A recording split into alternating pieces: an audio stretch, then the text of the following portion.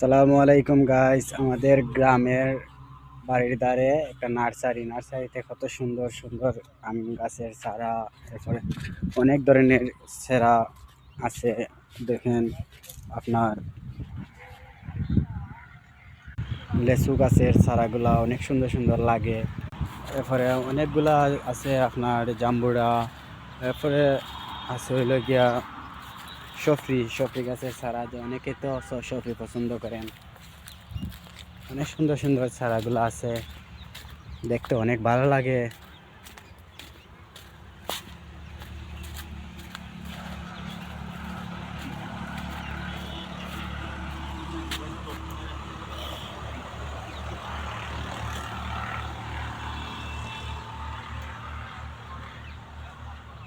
আম গাছে আম।